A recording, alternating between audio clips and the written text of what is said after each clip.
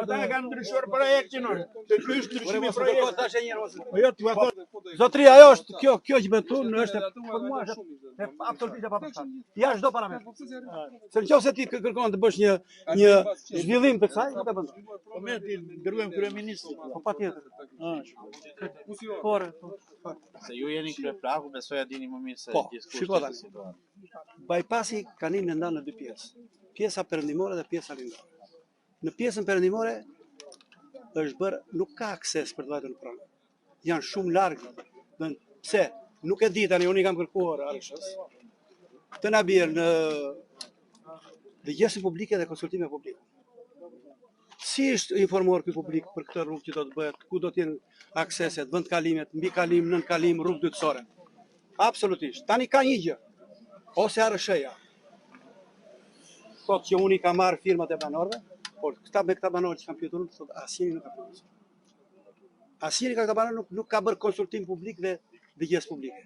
Atëherë, për mua, të vinë përsëri ato zotrin të Arishës, të na sjellin, ose nëse të na sjellin unë në zbatim të nenit 119/2014 dhe nenit 23 të Kushtetutës, do t'i kërkoj të më bëj transparencë për të mprur mua kur është bërë dëgjesa publike, konsultime publikun dhe të shikojmë e kanë të saktë apo se kanë të saktë. Dhe nëse kanë saktë, tu diskutohet kjo punë këtu për 70 pond për një rimon për 20 ditë.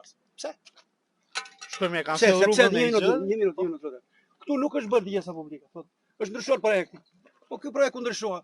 A u pyetën banorët, a u dha një informacion për banorët, një tabelë hyrë se dalë se thotë punimet fillojnë. U ndryshoi projekti me këtë vendim. Fillojnë në këtë datë dhe mbarojnë në këtë datë. Bëhet ky nën kalim ose ky mbi kalim. Ky është tjetër, unë të paktën si sekretar shtati, nuk dija gjë fare që do mbyllej rruga që është poshtë. Është bërë që më para, kam vajt vetë personalisht. E vllokova për momentin i thash atij, mora mirë kuptimin e gjener dyshit, tha zotri po. Unë nuk di gjë, unë jam kryetar i fshatit, ti e vjet bllokon pa dhënë absolutisht asnjë sinjal. Po tha, atëherë thashun, do të vëmi bashkë, bën dokumentat, shkojmë në komisariat. Shkojmë në komisariatin e policisë, punon dokumentacionin, ata për mendimin e tyre janë rregull se janë firmë zbatuese të projektit, por nuk ka informacion të saktë. Kjo thashun dhe kjo që është ti, kena një tabelë se kur fillon dhe kur mbadhen. Dhe pse bëhet? Kjo është vendosur që më para. Tani kush vendos para? Si qysh tek? Kjo vlen për ta. Unë si kryetar fshati jam me gjithë banorët këtu dhe nuk lëshoj askaj. Pse? Jam i zgjedhur nga këta dhe jam përfaqësues i këtyre.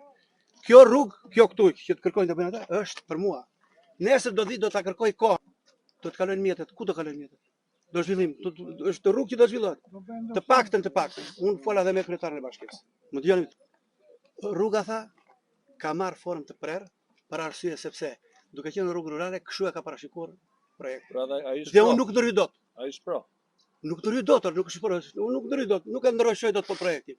Tani, e vetmja gjë që mund të bëjë sekretar bashkie me fotot e bashkisë për të bërë rrugën nga një rrugë dytësore. Jo, rruga nga për të ardhur nga andej për të ardhur lart, nga shkolla tregtare. Sepse mund ta bëj. Tani, unë jam me të gjithë bashkëtarët e mi dhe kërkoj Arishëja të vitë bëjt transparencë për të gjitha problemet që kanë. Ata, le thashë një herë, të gjithë protesta, unë jam me banor, si ta duan këta, unë jam përfaqësues i këtyre. Pa shkelu ligjin, se ligji nuk do të kërkojnë, por të drejtën tonë për aksesin e kalimit, ne do të kërkojmë.